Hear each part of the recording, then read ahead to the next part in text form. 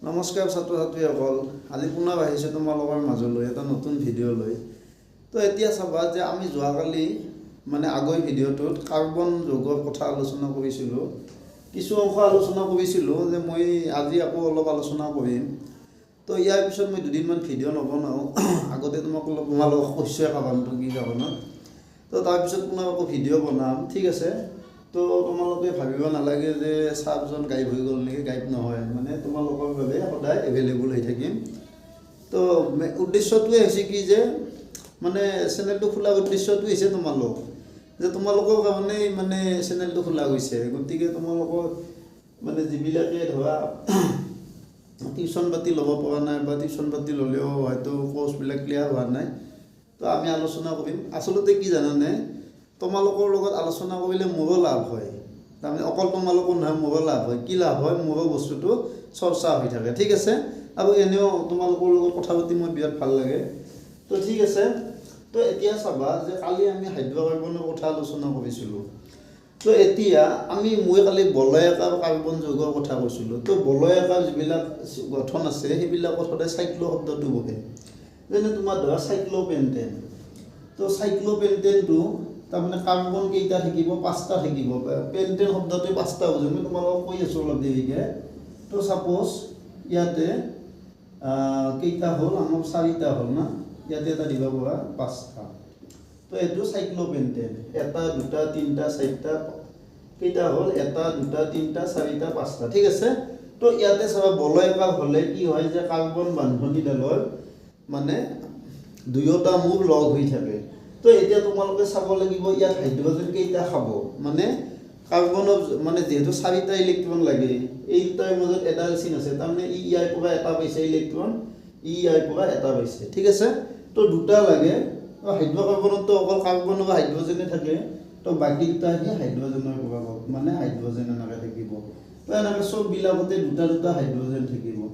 তোমালোকে এতিয়া চোৱা 1 2 3 4টা, তাৰমানে এই কাৰ্বনটো 4টা ইলেক্ট্ৰন পাই গ'ল, বহিকলটো সম্পূৰ্ণ হৈ গ'ল।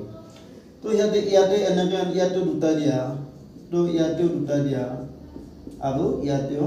2টা দিয়া। তো এইটো চাইক্লোপেণ্টেনৰ গঠন হৈ গ'ল, ঠিক আছে। তো সেনেকৈ তোমালোকৰ চাইক্লোহেক্সেন আছে, চাইক্লোবিউটেন আছে, এইবিলাক চব আছে।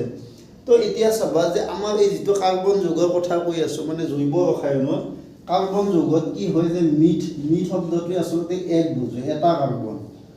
ঠিক আছে। ইথ শব্দটোৱে 2টা বুজাব, 2টা কাৰ্বন থকা বুজাব। তাৰপিছত প্ৰপ শব্দটোৱে 3টা বুজাব, 3টা। এনেকৈ বিউট শব্দটোৱে 4টা কাৰ্বন বুজাব। এনেকৈ পেণ্টেন আছে, পেণ্টা শব্দটোৱে 5টা বুজাব। হেক্সা শব্দটোৱে 6টা বুজাব। হেপ্তা শব্দটোৱে 7টা বুজাব। হেপ্তা 7টা কাৰ্বন আছে। এতিয়া চাবা যে কালি মই তোমালোকক কৈছিলোঁ যে এটা কাৰ্বন থাকিলে সেই যিটো যৌগত যিটো হাইড্ৰ'কাৰ্বনত এটা কাৰ্বন থাকিব, তাত মিথ শব্দটো থাকিবই। তোমালোকে পিছত কেতিয়া গম পাবা,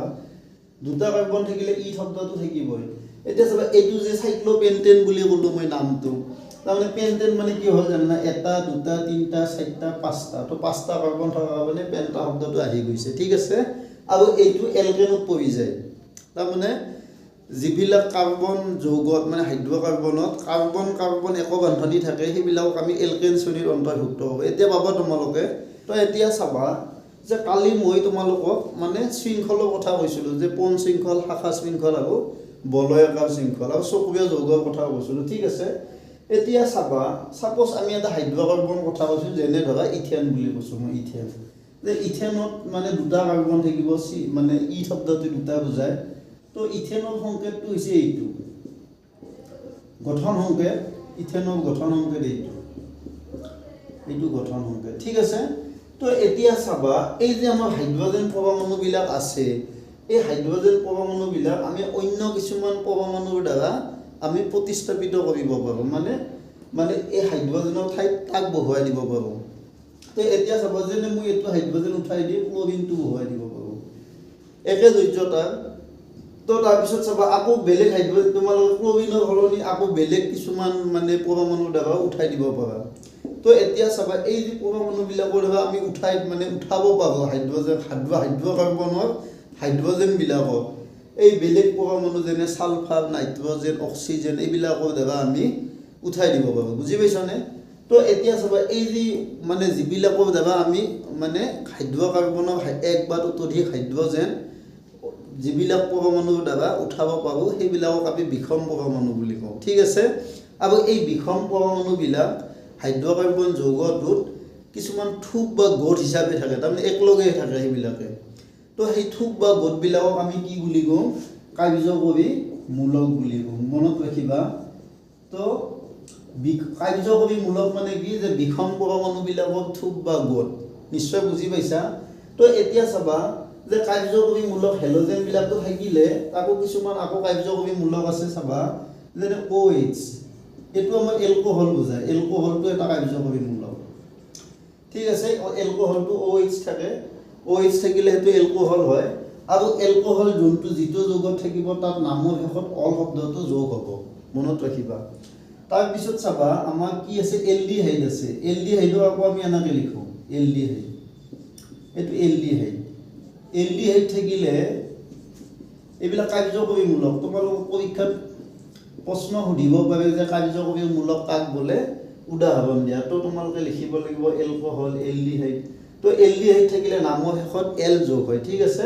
তাৰপিছত এটা কাৰ্যকৰী মূলক আছে কিটোন আছে কিটোন তো কিটোনটো যিটো যৌগত থাকিব তাত নামটোত কি থাকিব অন শব্দটো লগ হ'ব মই তোমালোকক কৈ আছোঁ আৰু চাবা তো কাৰ্বক্সিলিক এচিড এটোৰ নাম হৈছে কাৰ্বক্সিলিক এচিড তো ই যিটো যৌগত থাকিব তাতে শেষত কি হ'ব ওইক এচিড যোগ হ'ব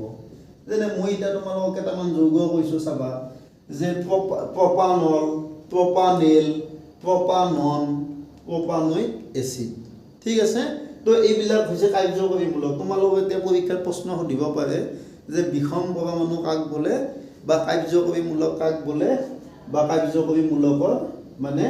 উদাহৰণ দিয়া তো এইবিলাক হ'ব কাৰ্যকৰী মূলকৰ উদাহৰণ ঠিক আছে ইম্পৰ্টেণ্ট প্ৰশ্ন এটা আলোচনা কৰিম যে তোমালোকক এইটো প্ৰায় আহি থাকে সমগণীয় শ্ৰেণী কাক বোলে আৰু সমগণীয় শ্ৰেণীৰ উদাহৰণ দিয়া ঠিক আছে তো এতিয়া চাবা যে তোমালোকেতো গম পালাই যে কাৰ্বনৰ যৌগ সংখ্যা অধিক গতিকে এতিয়া চাবা যে মই এটা তোমালোকক চাপ'জ এটা উদাহৰণ দিছোঁ যে আমাৰ স্কুলখনত 1ৰ পৰা 10ম মানলৈকে ছাত্ৰ ছাত্ৰী আছে তো আমি যদি এটা কাম কৰিলোঁ হয় যে গোটেই ফিল্ডখনতো আমি গোটেই মহান ছাত্ৰক আমি একেলগে বহুৱাই দিলোঁ মানে 1 2 3 4 এইবিলাক চব একেলগে বহুৱাই দিলোঁ তেতিয়া আমাৰ শিকোৱাত অসুবিধা হ'বনে নহয় অসুবিধা হ'ব যদি আমি 9ম মানৰ ছাত্ৰটোক আমি যে গৈ পেলাই ওচৰত গৈ মানে সুধিব লাগিব কোন ক্লাছত পঢ়ে কি কৰে তাৰপিছত তাক শিকাব লাগিব সেনেকৈ 10ম মানতো যাব লাগিব গতিকে গোটেইবিলাক যেতিয়া একেলগে বহিব তেতিয়া আমাৰ এটা অসুবিধা আছে তো সেনেকৈ সেইকাৰণে আমাৰ স্কুলত কি কৰে যে আমাৰ প্ৰথম মান দ্বিতীয় মান তৃতীয় মান সেনেকৈ 10ম মান ফাৰ্ষ্ট ইয়াৰ ছেকেণ্ড ইয়াৰ সেনেকৈ ভাগ কৰি শ্ৰেণীবিলাক কৰি দিয়া হয় তো এতিয়া চাবা যে প্ৰত্যেকটা আমাৰ যেনে 10ম মান শ্ৰেণীৰ ছাত্ৰ ছাত্ৰীবিলাকৰ কিছুমান মিল আছে কেনে মিল আছে যে সিহঁতৰ মানসিক বিকাশ প্ৰায় একে সিহঁতৰ ওজন একে সিহঁতৰ মানে বয়স একে তো এনেহেন কিছুমান মিল আছে ঠিক আছে তো এতিয়া চাবা যে কাৰ্বনৰ যৌগৰ সংখ্যাও অধিক আৰু অধ্যয়নৰ সুবিধাৰ কাৰণ এটা এই যৌগবিলাক যে অসংখ্য যৌগ যে আছে কাৰ্বনৰ মানে হাইড্ৰ'কাৰ্বন সেই হাইড্ৰ'কাৰ্বনবিলাকৰ কিছুমান এনেকুৱা যৌগ আছে যে যিবিলাকৰ কিছুমান মিল আছে ৰাসায়নিক ধৰ্ম যিবিলাকৰ একে আৰু যিবিলাকক এটা আমি সাধাৰণ আণৱিক সংকেতৰ দ্বাৰা প্ৰকাশ কৰিব পাৰোঁ যেনে উদাহৰণস্বৰূপে ধৰা তোমালোক 10ম মান শ্ৰেণীত পঢ়া যে মই যদি এনেকৈ লিখোঁ ক্লাছ 10 বুলি লিখি পেলাই ইয়াত তোমালোকৰ নামবিলাক যদি লিখি যাওঁ যে যাক মই এই লিষ্টখন দিওঁ সি গম পাব যে 10ম মান শ্ৰেণীত এইকেইজন ছাত্ৰ ছাত্ৰী পঢ়ে ক্লাছ 9 বুলি ক'লে তো এইকেইটা 9ত পঢ়ে ঠিক আছে তো এনেকৈ তোমাৰ মানে কাৰ্বন যৌগবিলাকৰ ক্ষেত্ৰতো ৰসায়নবিদসকলে এই মিল থকা আৰু সাধাৰণ আণৱিক সংকেতৰ দ্বাৰা প্ৰকাশ কৰিব পৰা যৌগবিলাকক লৈ কিছুমান শ্ৰেণী গঠন কৰিছিল আৰু সেই শ্ৰেণীবিলাকক কি বুলি কয় সমগণীয় শ্ৰেণী বুলি কয় মই কৈ দিছোঁ চাবা যে অধ্যয়নৰ সুবিধাৰ্থে ৰসায়নবিদসকলে একে ৰাসায়নিক ধৰ্ম বিশিষ্ট আৰু এটা সাধাৰণ আণৱিক সংকেতৰ দ্বাৰা প্ৰকাশ কৰিব পৰা যৌগবিলাকক লৈ কিছুমান শ্ৰেণী গঠন কৰিছিল এই শ্ৰেণীবিলাকক আমি কি বুলি কওঁ সমগণীয় শ্ৰেণী বুলি কওঁ ঠিক আছে তো সমগণীয় শ্ৰেণীৰ কিছুমান বৈশিষ্ট্য আছে কি আছে যে সমগণীয় শ্ৰেণী মানে এটা শ্ৰেণীৰ অন্তৰ্ভুক্ত যৌগবিলাকৰ ৰাসায়নিক ধৰ্ম একে আৰু এটা শ্ৰেণীৰ অন্তৰ্ভুক্ত যৌগবিলাকৰ মানে আমি এটা সাধাৰণ আণৱিক সংকেতৰ দ্বাৰা প্ৰকাশ কৰিব পাৰোঁ আৰু তৃতীয়তে কি যে এটা শ্ৰেণীৰ দুটা ক্ৰমিক যৌগৰ পাৰ্থক্যক আমি সদায় CH2 মূলকৰ দ্বাৰা পৃথক কৰিব পাৰোঁ এইটো তোমালোকৰ অলপ পাজল হৈছে যে চাবা তো সমগণীয় শ্ৰেণী মই তিনিটা নাম কৈছোঁ এটা হৈছে এলকেন এটা এলকিন আৰু এটা এলকাইন এইকেইটা তোমালোকৰ কিতাপত এইকেইটা শ্ৰেণী সমগণীয় শ্ৰেণী আছে এলকেন এলকিন আৰু এলকাইন তো এতিয়া চাবা এলকেনৰ যিবিলাক যৌগ আছে সেইবিলাকক আমি CnH2n+2 সাধাৰণ সংকেতৰ দ্বাৰা লিখিব পাৰোঁ এলকিনৰ যৌগবিলাকক আমি কেনেকৈ লিখিব পাৰোঁ CnH2n আৰু এলকাইনৰ যিবিলাক যৌগ আছে সেইবিলাকক আমি CnH2n-2 দ্বাৰা প্ৰকাশ কৰিব পাৰোঁ ঠিক আছে এতিয়া চাবা যে প্ৰথম আমাৰ এলকেনৰ কথালৈ আহোঁ মই যে প্ৰথম এলকেনটো চাবা প্ৰথম এলকেনটো হৈছে মিথেন এলকেনৰ প্ৰথম যৌগটো মিথেন মিথেনত মই যে অলপ আগতে ক'লোঁ মিথ শব্দটো এক বুজায় তাৰমানে কাৰ্বন এটা আছে তো এনৰ জেগাত তোমালোকে এক বহুৱাই দিয়া এক বহুৱাই দিলে ইয়াত কি হ'ব H2n 2 1 গুণ 2 যোগ 2 2 2 4 তাৰমানে মিথেনৰ সংকেত কি হ'ব CH4 হ'ব কিন্তু কোৱানটো লেখা নাযায় গতিকে এইটো মিথেন তো ইয়াতে কাৰ্বন এটা আছে মিথ শব্দটো আহিল মনত ৰাখিবা কাৰ্বন এটা আছে মিথ শব্দটো আহিল আৰু মই অলপ আগতে কৈছোঁ যে এলকেন থাকিলে নামৰ শেষত কি যোগ হয় এন যোগ হয় সেইকাৰণে যৌগটোৰ নাম কি হৈ গ'ল মিথেন হৈ গ'ল ঠিক আছে তো এতিয়া চাবা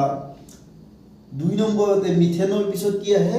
ইথেন আহে ইথেনত কাৰ্বন কেইটা থাকে ই শব্দটো দুটা বুজায় তো কাৰ্বন দুটা বহুৱাই দিয়া C2H এতে 2n মানে 2 2 গুণ 4 4 2 6 তাৰমানে এইটোৰ নাম হৈছে ইথেন তো কাৰ্বন দুটা থকাৰ কাৰণে ই থাকিল এলকেন হোৱাৰ কাৰণে এন আহিল ইথেন নিশ্চয় বুজি পাইছা তো মই অলপ আগতে যে ক'লোঁ যে এটা সমগণীয় শ্ৰেণীৰ অন্তৰ্ভুক্ত দুটা ক্ৰমিক যৌগ CH2 মূলকৰ দ্বাৰা পৃথক কৰিব পাৰি চাবাচোন তো ইয়াতে চাবাচোন ইয়াতে পাৰ্থক্যটো চাবা ইয়াতে C দুটা আছে ইয়াতে C এটা আছে দুটাৰ পৰা এটা বিয়োগ কৰিলে কি হ'ব এটা C থাকিব এতে হাইড্ৰোজেন 6টা আছে এতে 4টা আছে 6 পৰা 4 গলি কিমান 2 তো আমি দুটা ক্ৰমিক যৌগৰ পাৰ্থক্যটোক CH2 মূলকৰ দ্বাৰা পৃথক কৰিব পাৰোঁ ঠিক আছে ইয়াৰ পিছত প্ৰপেন আহিব বিউটেন আহিব পেন্টেন আহিব হেক্সেন আহিব তো এইবাৰ আমি এলকিনক লগি আহোঁ এলকিন তোমালোকৰ চাবা যে এলকিনত কিন্তু এনৰ 2 পৰা আৰম্ভ হ'ব তো প্ৰথম এলকিনটো ইথিন হ'ব ইথিন তো কাৰ্বন দুটা থাকিব C2H 2n 2 পূৰণ 2 2 2 গুণ কিমান 4 তো এইটো ইথিন তাৰপিছত আহিল প্ৰপিন আহিল প্ৰপিনৰ কাৰ্বন তিনিটা থাকিব C3H 2 3 গুণ 6 n মানে 3 তো ইয়াতো চাবা মূল পাৰ্থক্যটো চাবা তিনিটাৰ পৰা দুটা গলি এটা কাৰ্বন থাকিব আৰু 6টাৰ পৰা 4টা গলি দুটা তাৰমানে যিকোনো সমগণীয় শ্ৰেণীৰ দুটা ক্ৰমিক যৌগৰ পাৰ্থক্যটো কি হ'ব CH2 দ্বাৰা আমি পৃথক কৰিব মানে লিখিব পাৰোঁ ঠিক আছে তো ইয়াতে হেনাকে তোমালোকৰ ইথাইন আছে ইথাইন আছে প্ৰপাইন আছে বিউটাইন আছে তো এনেকৈ তোমালোকে লিখিব পাৰা ঠিক আছে তো সমগণীয় শ্ৰেণী প্ৰশ্ন হ'ব পাৰে সমগণীয় শ্ৰেণী কাক বোলে ইয়াৰ দুটা ৰাসায়নিক ধৰ্ম লিখা ঠিক ইয়াৰ দুটা ধৰ্ম লিখা আৰু প্ৰশ্ন আহিব পাৰে এলকেনৰ সাধাৰণ সংকেত কি এলকিনৰ সাধাৰণ সংকেত কি এলকাইনৰ সাধাৰণ সংকেত কি তো এতিয়া চাবা যিবিলাকত কাৰ্বন কাৰ্বন একো বান্ধনী থাকে সেইবিলাক এলকেনত পৰে যিবিলাকত কাৰ্বন কাৰ্বন দ্বি বান্ধনী থাকে সেইবিলাকত এলকিনত থাকে আৰু যিবিলাকত কাৰ্বন কাৰ্বন ত্ৰি বান্ধনী থাকে সেইবিলাক কিহত পৰে এলকাইনত পৰে ঠিক আছে তো এলকাইন মৌল যেনে ইথাইন বিউটাইন প্ৰপাইন এইবিলাক হৈছে এলকাইন ঠিক আছে তো এলকাইন থাকিলে নামৰ শেষত কি হয় আইন যোগ হয় ইয়াতে ইন যোগ হয় ঠিক আছে তো এনেকৈ আমি কাৰ্বন যৌগবিলাকৰ নামকৰণ কৰিব পাৰোঁ নিশ্চয় তো এতিয়া চাবা মই যে অলপ আগতে তোমালোকক কাৰ্যকৰী মূলকৰ কথা ক'লোঁ মই এতিয়া ইয়াতে হেল'জেন মৌল OH এলকহল এলডিহাইড কিটন আৰু কাৰ্বক্সিলিক এচিডৰ ব্যৱহাৰটো তোমালোক কেনেকৈ হয় তোমালোকক কৈছোঁ মই ইয়াতে প্ৰপেনৰ ক্ষেত্ৰত লৈছোঁ তো তো এতিয়া চাবা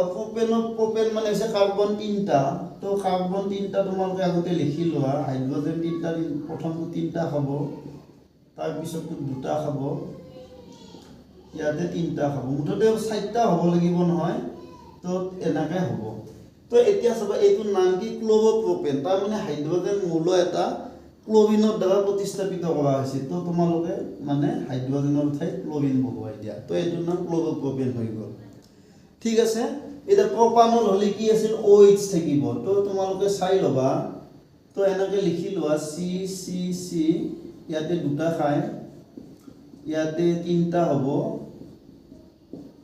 আৰু তোমালোকৰ OH থাকিলে ইয়াতে OH থাকলা OH ৰ যোজ্যতা একে হয় তো ইয়াৰ পৰা এটা বেছি ইয়াৰ পৰা এটা ইলেক্ট্ৰন বেছি তো ইয়াতে তোমালোকে 2টা হাইড্ৰোজেন দিব লাগিব তো এইটোৰ নাম হ'ব প্ৰপানল ঠিক আছে তো এতিয়া আমি প্ৰপানেল এলডিহাইডৰ কথাটো ক'ম এলডিহাইডটো কেনেকৈ থাকে CCCH এনেকৈ থাকে এলডিহাইডটো তো ইয়াতে চাবা এইটো কাৰ্বনত এটা 2টা 3টা 4টা তাৰমানে ই অলৰেডি 4টা ইলেক্ট্ৰন পাই গ'ল ঠিক আছে তো ইয়াতে তোমালোকে 2টা হাইড্ৰোজেন দিব লাগিব ইয়াতে 3টা দিব লাগিব ন তো এইটোৰ নাম হৈছে প্ৰপানেল প্ৰপেন 3টা কাৰ্বন থকাৰ কাৰণে নামটো প্ৰ শব্দটো থাকিল এলডিহাইড থকাৰ কাৰণে লাষ্টত এল যোগ হ'ল ঠিক আছে প্ৰপানেল হৈ গ'ল ঠিক আছে তো এইটো প্ৰপানল কাৰ্বন 3টা থাকিব কিটোন কাৰ্যকৰী মূলক আছে তো এটা 2টা 3টা 4টা হৈ গ'ল ইয়াৰ তো ইয়াতে তোমালোকে 3টা হাইড্ৰোজেন দিব লাগিব ইয়াতে 3টা হাইড্ৰোজেন দিব লাগিব তো এটা 2টা 3টা 4টা মানে 4টা ইলেক্ট্ৰন পালে এটা 2টা 3টা 4টা ইলেক্ট্ৰন পালে এটো দ্বিবন্ধনী যে এটা 2টা 3টা 4টা এটো হৈ গ'ল ঠিক আছে তো এতিয়া প্ৰপানিক এসিডটো চাবা তো ওই কাৰ্বক্সিলিক এসিড আছে এটো ওই এসিড আছে না লাস্টত তো ইয়াতে OH দিয়া ইয়াতে ডাবল বন্ড O দিয়া ঠিক আছে তো ইয়াতে H দিয়া ইয়াতে H ইয়াতে H ইয়াতে H ইয়াতে H চাইলো এতিয়া এই কাৰ্বনটো ইয়াৰ পৰা এটা বেছি ইয়াৰ পৰা এটা ইয়াৰ পৰা এটা ইয়াৰ পৰা এটা 4টা হৈ গ'ল এটা 2টা 3টা 4টা হৈ গ'ল এটা 2টা 3টা 4টা তো এটোৰ নাম কি হ'ব প্ৰপানিক এসিড হ'ব নিশ্চয় বুজি পাইছা তো এনেকৈ আমাৰ কাৰ্যকৰী মূলক বিলাক আমাৰ ব্যৱহাৰ হয় হেনেকৈ তোমালোকে চেষ্টা কৰিবা ক্লোৰোবিউটেন বিউটানল বিউটানেল বিউটানোইক এসিড খালি মনত ৰাখিবা বিউট শব্দ মানে 4টো থাকিব মানে 4টা কাৰ্বন থাকিব মই তোমালোকক বিউটাননটো লিখি দিছো যে এটা 2টা 3টা 4টা না ইয়াতে তোমালোকে জি দিয়া কিটোনটো দি দিয়া বিউটানন হলি কিটোন কাৰ্যকৰী মূলক তো এটো কাৰ্বনটো এটা 2টা 3টা 4টা ইয়াক নালাগে হাইড্ৰোজেন তো ইয়াক লাগিব কিন্তু 3টা লাগিব তো ইয়াক কেইটা লাগিব 2টা লাগিব না 2টা লাগিব ইয়াক কিন্তু 3টা লাগিব কাৰণ এটাহে পাইছে তো এটো বিউটানন হৈ গ'ল একদম সহজ বস্তু সিম্পল বস্তু ঠিক আছে তো এতিয়া আমি প্ৰশ্নাৱলী নামমান আলোচনা কৰিব ঠিক আছে চাবা তোমালোকক প্ৰথম প্ৰশ্নাৱলীটো সুধিছে যে পেন্টেনৰ বাবে কেইটা গঠন সমযোগী আঁকিব পাৰিবা পেন্টেনৰ কাৰণে আমি 3টা গঠন সমযোগী মই আগতে কৈছো সমযোগী মানে কি আণবিক সংকেত একে কিন্তু গঠন সংকেত বেলেগ বেলেগ হয় তো আমি এনেকৈ আঁকিব পাৰো 3টা চাবাছো প্ৰথমটো এইটোৱে থাকিল কাৰ্বন 5টা থাকিব পেন্টেন মানে এইটো মুঠতে বহহে পাম না মুঠতে 4টা মিলবা তোমালোকে এডাল চিন 4ডাল চিন বুলি ভাবিলেও কথা নাই এই এটা হ'ব আৰু তোমালোকে এই এটাও লিখিব পাৰিবা ইয়াতে 3টাই দি দিয়া এটো কেইটা দিব লাগিব নিজে কোৱাছো ইয়াৰ পৰা এটা পাইছে তো ইয়াতে 3টা দিব লাগিব না ইয়াতে 3টা দিব কি কয় 3টা হাইড্ৰোজেন খাব ইয়াতে কিন্তু এটা 2টা 3টা ইয়াতে এটা খাব ইয়াতে 2টা খাব 4ডাল চিন হ'ব লাগিব মুঠতে এটা 2টা 3টা তো এটো পেন্টেনৰ এই এটা গঠন সমযোগী ঠিক আছে আকৌ আমি পেন্টেনটো এনেকৈ লিখিব পাৰো CH3